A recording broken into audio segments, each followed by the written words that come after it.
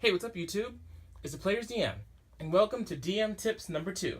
So this DM tip is going to be about all the different kinds or types, different kinds of encounters you can use in your games. So most people know that there's combat encounters and, maybe some role-playing or things like that. So we're going to go into 9 different kinds of encounters you can use, and there are actually more. So if you want me to go in depth in some of them, just let me know in the comment section below. So first off, we're going to break down combat encounters, and we're going to have easy encounters. These are in the DMG, so the first few are going to be pretty obvious, but you want to have nice, easy encounters where the players can win without really expending any non-kind of renewable sources.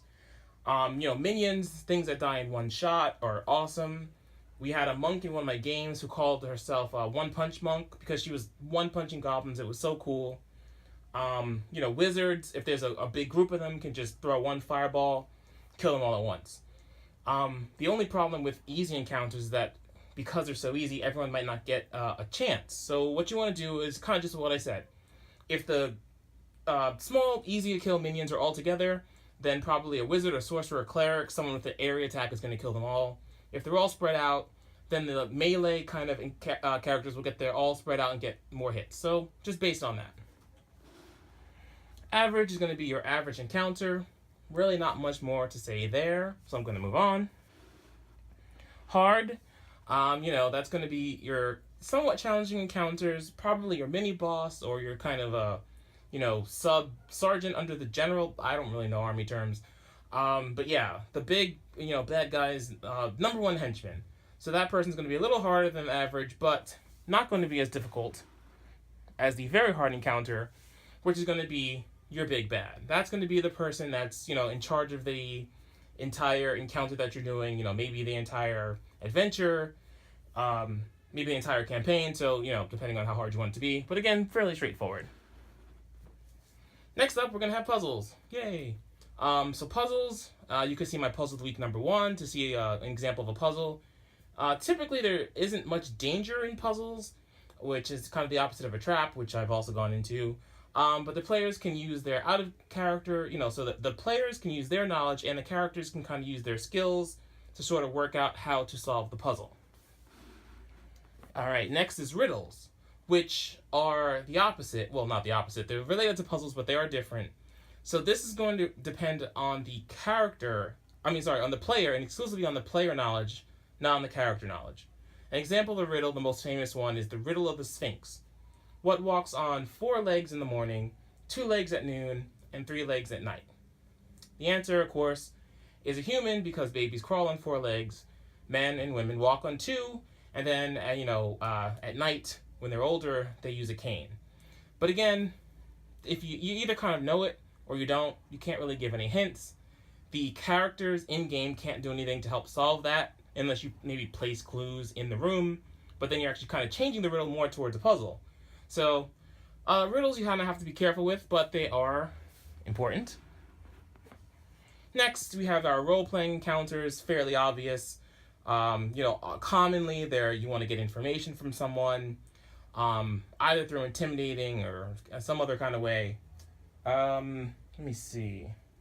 You might also want to convince someone to do something. So, role-playing encounter. Next up are what I call skill challenges. I don't know if they really have a name in 5th edition.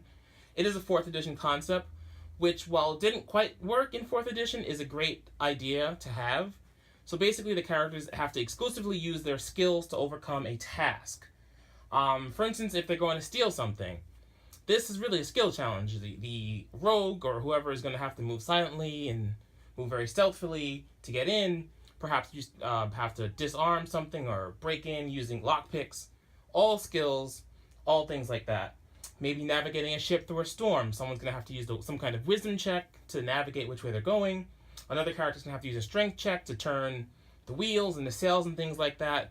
So skill challenges can actually be really fun, and I really approve, and I really hope people use them because they're awesome. They got kind of a bad rep in 4th edition, but they're great. Just, change them a little bit.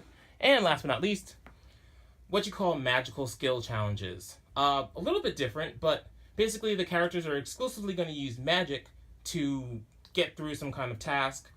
A very easy example I have here is a prismatic wall. If you have a prismatic wall, move that, blocking, I don't know if you can, kind of hard to see all the colors, but let's just say the characters are here. And if you know the spell prismatic wall, you'll know what to do. But if you don't, it's a very high level spell. There are multiple layers to it, and if you touch any of them, very bad things happen to you. And you have to figure out how to get through the wall one by one. So I'm going to go ahead and read some of what you have to do. The first layer is red. So because it's fire, you're going to have to deal cold damage to it. The second layer is orange. It's destroyed by a strong wind. The third layer is yellow, so you have to deal force damage. The fourth layer, green, can be opened by a pass wall spell or another similar kind of spell. The blue layer, which is cold damage, can be destroyed by fire damage. The sixth level, the indigo, is destroyed by a bright light because it's darkness.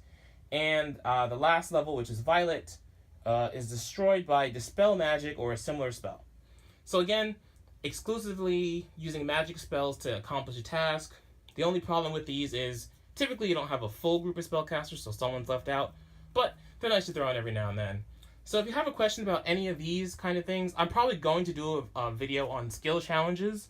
So if you have any other questions about any of that, or if there's another kind of encounter that I forgot, just let me know in the comment section below. I read everything. That's it for this video. I'm the Players DM, and I'm out.